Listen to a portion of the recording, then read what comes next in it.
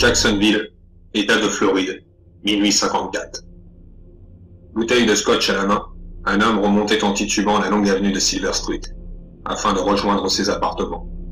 Il était complètement saoul, mais apparemment de bonne humeur, sifflant des airs populaires tout en avalant de grosses gorgées de whisky. La rue était quant à elle étrangement déserte, et seuls ses pas résonnaient dans cette nuit silencieuse. Lorsqu'il arriva enfin au sommet de la rue, il bifurqua sur Cottage Avenue pour s'engouffrer ensuite dans une impasse où se trouvait son domicile. 150 mètres le distançaient de celui-ci, quand tout à coup il dut se retourner brusquement, après avoir entendu des cris étranges, et qui semblaient provenir de derrière lui.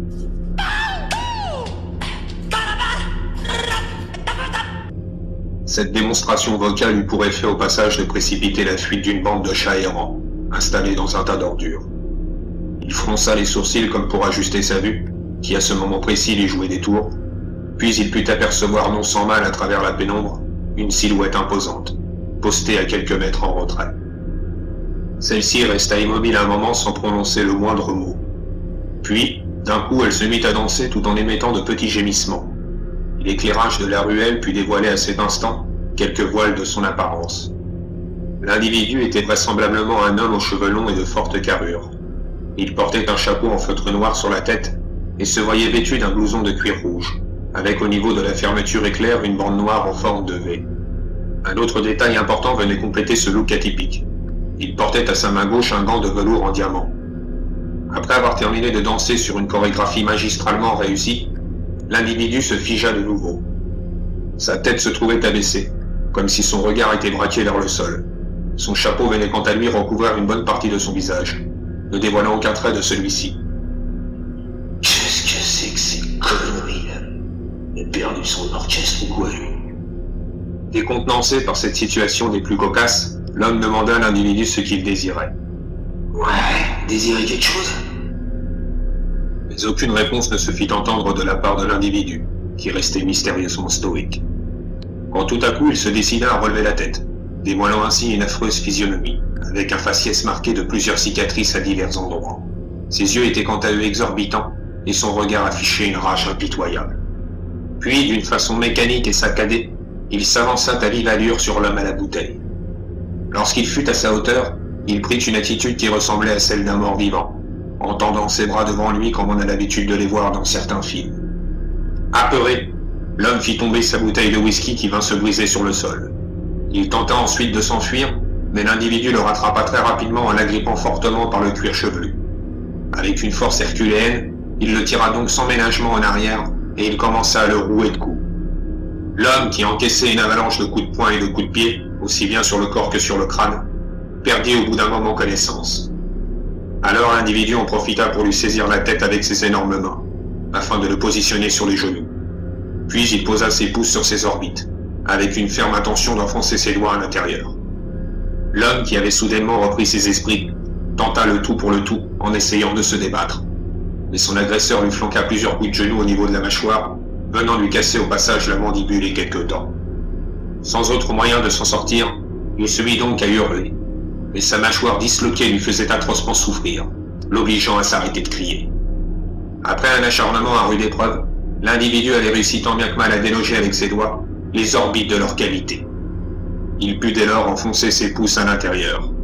Après un moment qui semblait durer une éternité, l'homme vint à succomber de ses blessures. Puis le tueur l'agrippa par la tête en le soulevant, afin de le projeter avec une force monstrueuse contre le mur de la rue. Venant en même temps maculer d'hémoglobine les affiches aux slogans politiques collées sur les briques de la ruelle.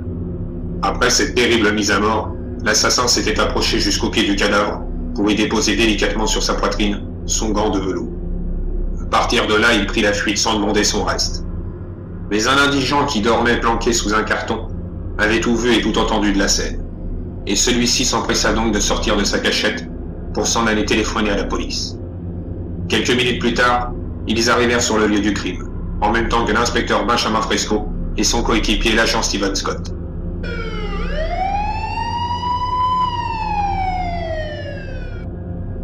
Après être sortis de leur véhicule, l'inspecteur et l'agent Scott s'empressèrent de rejoindre le groupe d'investigation qui se trouvait déjà sur place.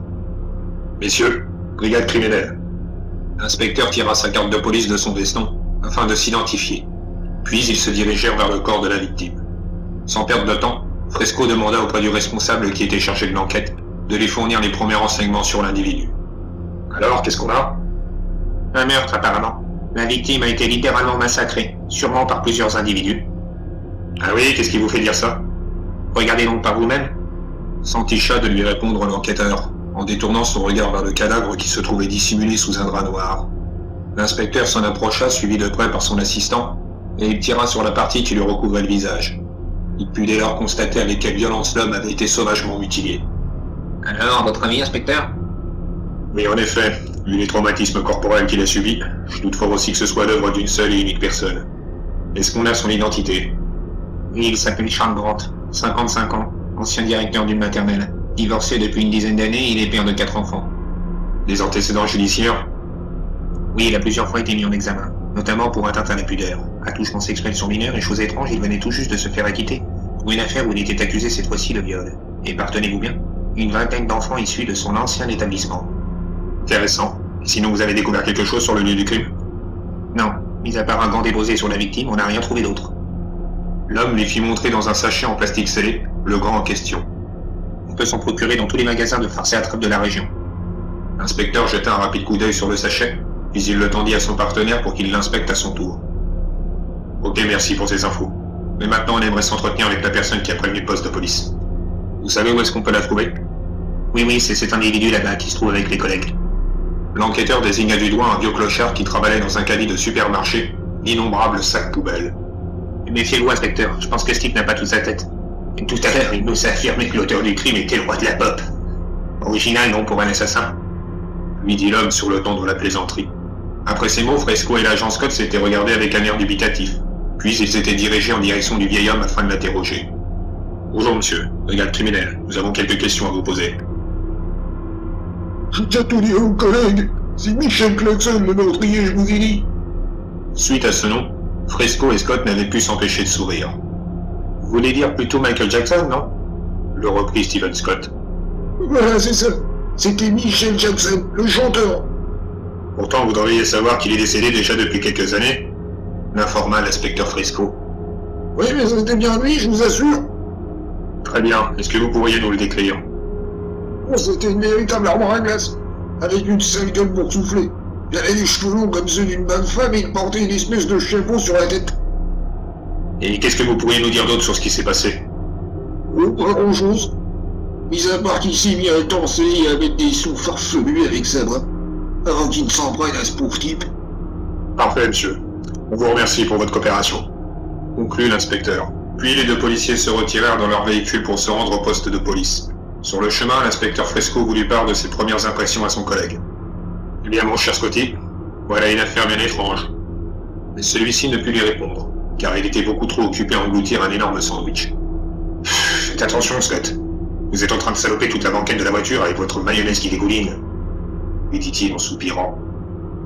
Oui, chef. Il n'y a rien à avaler ce matin. À peine était-il arrivé au commissariat qu'un agent va leur apprendre que 2 nouvelles personnes avaient été retrouvées mortes dans la banlieue de Jacksonville. Il ajouta aussi qu'ils avaient découvert sur les lieux de chaque crime un gant de velours. Fresco remercia le policier et il ordonna à Scott de lui fournir tous les renseignements possibles sur les victimes. Puis il se retira dans son bureau. Quelques heures plus tard, l'agent Steven Scott revint avec les informations demandées. Écoutez bien ceci, inspecteur. Tout d'abord, la première victime, Charles Grant, avait apparemment des problèmes de justice concernant des meurtres sur des enfants. Et lorsqu'on analyse le dossier de la seconde victime, Karen Schmidt, 42 ans, on y découvre qu'elle avait également des déboires judiciaires, notamment sur des affaires de vidéos illicites à caractère pédophile, où elle était suspectée d'avoir organisé la réalisation de ces bandes vidéo. Mais il y a quelques jours de cela, elle avait été mise hors de cause, pour faute de preuves apparemment. Tiens donc, et la troisième? Eh bien, vous n'allez pas le croire, inspecteur. Vous vous souvenez de ce lieutenant de police qui a fait la une des journaux il y a quelques mois? Oui, je me rappelle. Il était suspecté de 22 meurtres d'adolescents. Mais ne me dites pas que c'est notre troisième victime. Si. On l'a retrouvé chez lui à l'est de Jacksonville. Et accrochez-vous bien, on lui a arraché le cœur de la poitrine. Qu'est-ce que vous dites? On l'a découvert étalé sur le sol avec le torse ouvert. C'est sa femme de ménage qui nous a prévenus. Je pensais qu'on l'avait incarcéré. Non. Quelqu'un a payé sa caution et de ce fait il était libre jusqu'à la date de son procès. Et Karen Schmidt, quel sévice a-t-elle subi?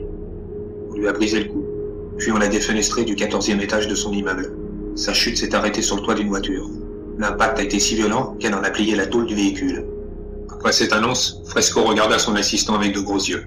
Puis ils reprirent là où ils en étaient. Est-ce que les victimes concernées se connaissaient de près ou de loin? Non. On a vérifié, aucun lien ne les reliait. Et des témoins, il y en a? Oui. Une femme qui aurait dû sortir de l'immeuble de Madame Schmidt, un individu de grande taille avec des cheveux longs et un chapeau. Elle a pu observer également un détail important au niveau de ses chaussettes. Elles étaient d'une apparence diamantée. Ce qui coordonne à peu près avec la description donnée du vieux fou avec son caddie, lorsque celui-ci nous a parlé d'un homme qui ressemblerait au roi de la pop. Après avoir entendu le rapport de l'agent Scott, l'inspecteur resta pensif un moment, puis il reprit la parole. Eh bien, mon petit Scotty, je crois que nous avons affaire ici à un justicier. Un justicier? Vous voulez dire une sorte de héros vengeur qui s'en prendrait qu'à des pervers psychopathes? En effet, et je ne veux pas trop m'avancer à ce sujet car il est encore trop tôt pour le confirmer. Mais pour l'instant, c'est le seul mobile crédible que nous ayons. Alors si nous suivons ce raisonnement, nous avons au sein de Jacksonville un tueur sanguinaire qui s'identifierait à Michael Jackson et qui aurait décidé de faire justice soi-même. Affirmatif, Scotty. Affirmatif. Au même moment, alors que la nuit venait de tomber, les jeunes pensionnaires de l'orphelinat de Jacksonville étaient toutes pour la plupart endormues. Seule la petite Gracie et quelques-unes de ses camarades n'arrivaient pas à fermer l'œil, car elles s'appréhendaient comme chaque nuit de voir surgir dans leur chambre l'affreux gardien qui s'occupait de la surveillance de l'établissement, car elles vivaient depuis des années entre les mains de cet homme, un véritable cauchemar. L'homme abusait en toute impunité de plusieurs d'entre elles, sans jamais avoir été inquiété par la justice ou par qui que ce soit. La petite Gracie, à peine âgée alors de 8 ans, priait de toute son âme d'enfant pour qu'il les laisse tranquilles. Mais elle dut s'arrêter de prier lorsqu'elle entendit la porte de la chambre s'ouvrir. C'était le gardien qui venait une fois de plus se choisir une proie pour la nuit. Et celui-ci s'avança tout doucement jusque devant son lit, en se penchant au-dessus d'elle pour lui lécher la joue. Ensuite, il la saisit par le bras, dans l'intention de l'emmener dans sa loge qui se situait à côté du hall d'entrée. Traînée comme une vulgaire poupée de chiffon, la petite Gracie était terrifiée en pensant au sort qui l'attendait. Le gardien la tirait tellement fortement par le bras qu'elle n'arrivait même pas à marcher correctement, se laissant porter par son bourreau. Après avoir traversé le long couloir qui donnait sur les chambres des pensionnaires, ils arrivèrent dans le hall d'entrée de l'établissement. Mais ils se stoppèrent à la vue d'une silhouette qui se trouvait postée dans une semi-pénombre devant la porte de l'orphelinat. Celle-ci était grande ouverte, et ils purent apercevoir également que les lumières du hall avaient été cassées. « Et vous n'avez pas le droit d'être là, monsieur », dit le gardien quelque peu embarrassé. Mais aucune réponse ne se fit entendre. « Et je vais devoir vous demander de bien vouloir sortir, ou je serai dans l'obligation d'appeler la police. » Suite à cette menace, l'individu se mit à crier subitement en utilisant un son bien particulier. Puis il se mit à bouger son corps comme un automate, pour ensuite pivoter plusieurs fois sur lui-même tel un patineur artistique, jusqu'à s'arrêter net en leur tournant le dos, avec la main gantée posée au niveau de son entrejambe. Vous avez entendu ce que je viens de vous dire? Le gardien eut à peine le temps de finir sa phrase que l'individu s'avança sur eux en pratiquant un moonwalk, en faisant glisser ses pieds sur le sol en marche arrière. Surpris, le garde délaissa son emprise sur la petite Gracie en lui lâchant la main, et celle-ci s'en alla se réfugier contre un mur. Puis l'individu arriva à l'auteur du garde en se retournant brusquement, et il attrapa sa tête fermement avec ses mains. L'homme essaya de se défendre en lui assénant plusieurs coups, mais il avait l'impression de frapper dans un bloc de pierre. De là, le tueur lui décrocha un énorme coup avec sa tête qui vint lui écraser la cloison nasale. Complètement sonné, il trouva quand même la force de crier et le tueur en profita ainsi pour introduire ses mains dans sa bouche, dans le but de lui ouvrir la gueule en deux, comme un piège à un loup inversé. Il tira donc comme un véritable forcené sur sa mâchoire, qui au bout d'un moment vint à se déchirer légèrement au niveau des entrejoues. Pour se donner plus de force, il tira le gardien contre un mur, et il posa son pied contre la cloison, tirant de toutes ses forces en donnant de forts à-coups, comme s'il voulait démarrer une tronçonneuse. Les hurlements du garde à ce moment-là furent insupportables, et avaient réveillé tout le pensionnat. Mais aucune des jeunes filles n'avait osé sortir de son lit, car ces horribles cris les avaient effrayées. Après un effort considérable, le tueur avait réussi à séparer la tête du gardien en deux parties, qui ressemblaient maintenant à une citrouille écrabouillée. Gracie, qui se trouvait toujours sur place, avait observé cette scène avec terreur, mais indubitablement elle savait que l'inconnu ne lui ferait pas de mal, car au contraire il était son sauveur.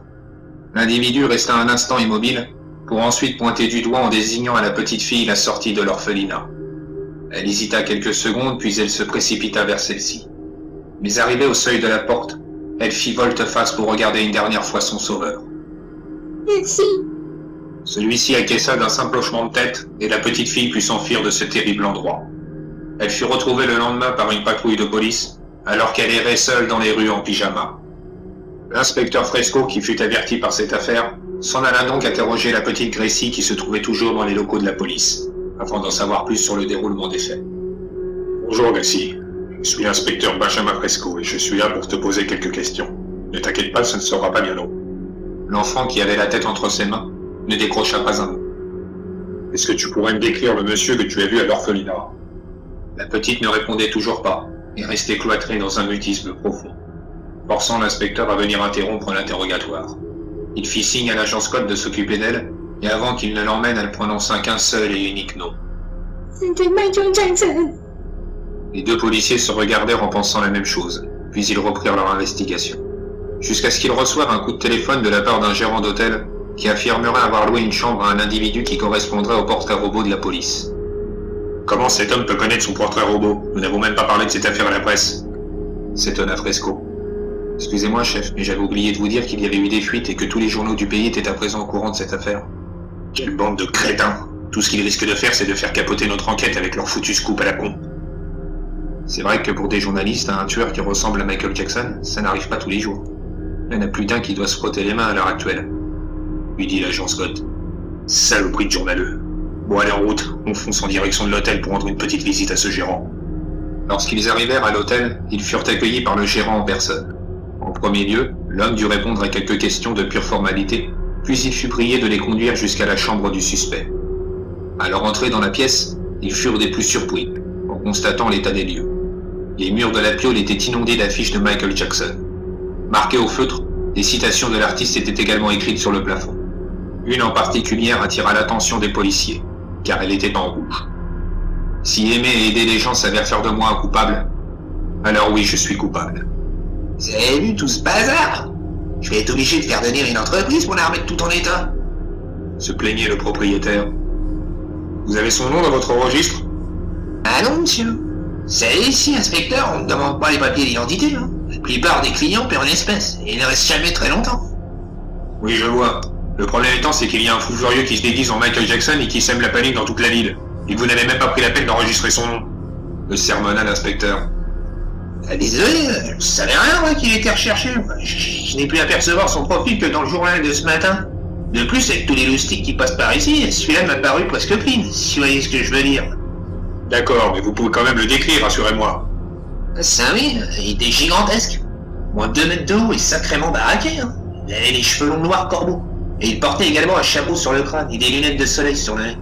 Malgré tout, j'ai pu quand même observer son visage, qui était ma foi atrocement défiguré. Hein. L'inspecteur et l'agent Scott le remercièrent pour sa coopération, et ils rentrèrent un peu bredouilles au commissariat, car ils avaient en leur possession aucun autre élément supplémentaire sur l'assassin. Dans la voiture, ils reçurent un appel du central concernant les analyses des gants retrouvés sur les victimes. Par chance, un ADN avait été décelé dans un des gants. Celui-ci appartiendrait à un dénommé Michael Pierce, 33 ans, libéré il y a 6 mois de l'hôpital psychiatrique de Jacksonville. Fresco se renseigna auprès de son interlocuteur sur ses antécédents avec la justice, mais l'individu avait un casier vierge. Les raisons de son enfermement dans un asile étaient surtout axées sur le fait qu'il se mutilait physiquement et qu'il se prenait pour le roi de la pop. Suite à cet appel, l'inspecteur resta songeur un moment, jusqu'à ce que l'agent Scott finisse par s'en apercevoir. Tout va bien, inspecteur? Oh, rien. C'est juste que j'ai connu ce Michael Pierce. C'était un des gamins de mon quartier. Il sortait pratiquement jamais de chez lui. Sa mère l'enfermait dans sa chambre pendant qu'elle se prostituait dans une autre pièce. Pour qu'il ne fasse pas d'histoire, elle le bourrait à longueur de journée avec des clips vidéo de Michael Jackson. C'est dingue, comme coïncidence. Et qu'est-ce qui s'est passé ensuite pour lui? Ensuite, sa mère est morte d'une overdose et le petit Michael a été placé dans une famille d'accueil. Ce sont les dernières nouvelles que j'ai pu avoir. Oui, et vous pensez qu'ensuite il a pété les plombs en se prenant pour son idole, et qu'il veut à présent manger tous les enfants qui ont été meurtris? Affirmatif, Scotty. Affirmatif. Les deux hommes arrivèrent au poste de police, mais ils durent faire demi-tour, après un appel d'urgence qui provenait du cimetière de Jacksonville. Il semblerait que des gardiens auraient localisé dans un des caveaux du parc mémorial un individu dont la description serait identique à celle de Michael Pierce. Pris en flagrant délit par les gardes, l'homme était sorti du tombeau et dans sa fuite il avait pris en otage un des vigiles. Fresco demanda à toutes les patrouilles du secteur de se rendre sur les lieux, et c'est pieds de plancher qu'ils arrivèrent au cimetière. Mais à peine étaient-ils descendus du véhicule qu'un des gardiens se précipita sur eux pour les affranchir de la situation. L'individu avait kidnappé son collègue et il s'était retranché aux abords du parc, dans une vieille bâtisse désaffectée. Les renforts de police arrivèrent à leur tour et à partir de là, ils se dirigèrent tous en direction du bâtiment abandonné.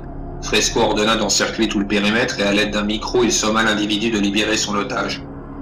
Mais le seul signe de vie qu'ils purent voir apparaître, c'est une main gantée qui les saluait par l'une des fenêtres de l'immeuble, faisant penser indubitablement aux habitudes du chanteur Michael Jackson.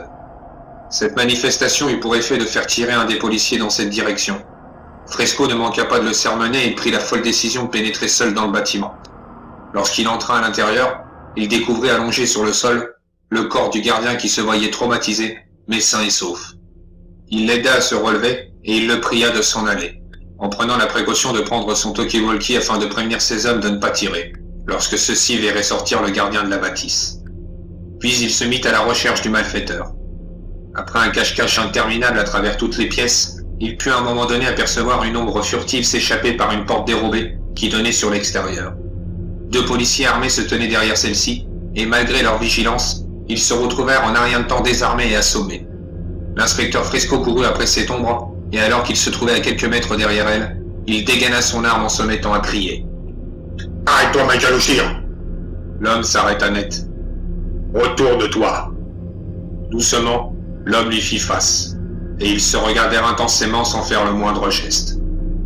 Puis, contre toute attente, l'inspecteur leva son arme vers le ciel, et il tira un coup de feu en l'air. Tu n'as plus beaucoup de temps, Michael.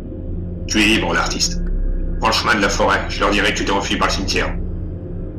Pierce tira sur le bord de son chapeau pour le remercier, et il s'évapora dans les bois. Peu de temps après, l'agent Scott et d'autres collègues rejoignirent l'inspecteur pour lui prêter main forte. À leur arrivée, Fresco leur apprit qu'il avait manqué de peu l'assassin, et il s'enticha de leur indiquer la fausse position du tueur, et tous retournèrent déçus vers le cimetière. Après cette nuit-là, ils ne retrouvèrent plus jamais la trace du mystérieux Michael Pierce. Mais l'inspecteur Benjamin Fresco se demandait encore aujourd'hui pourquoi il avait laissé s'échapper cet individu. Peut-être parce qu'il avait pris la défense des enfants. En tout cas, cette histoire restera à jamais gravée dans sa mémoire, ainsi que dans celle des habitants de Jacksonville. Quel dommage, inspecteur, qu'on n'ait pas mis la main sur ce corps. S'exprimait l'agent Scott en mangeant du thon à la mayonnaise fourré dans du pain de mie. Oh, vous savez, Scotty, ce n'était pas le plus mauvais. Grâce à lui, des enfants ont été libérés de leur bourreau, et il nous a débarrassés de quelques pourritures qui, je vous le rappelle, gangrénaient notre société. Ouais, mais pour moi, tous les meurtriers, peu importe leur degré d'intention, devraient tous subir la peine de mort. Vous n'êtes pas d'accord? Pas vraiment. Par contre, il y a bien un genre de personne qui devrait impérativement subir ne serait-ce que la chaise électrique. Ouais, mais quel genre? Le style de personne qui bouffe à longueur de journée des sandwichs à la mayonnaise et qui détériore en plus de cela les sièges de ma bagnole. Désolé, chef. Sinon, je fais de l'hypoglycémie. Pendant ce temps, alors qu'il se trouvait dans un terrain vague abandonné, notre ami dansait le cœur léger autour d'un tonneau en feu, en attendant patiemment de repartir pour de nouvelles missions.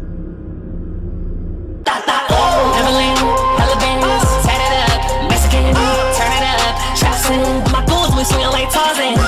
I'm the king of the pop, no.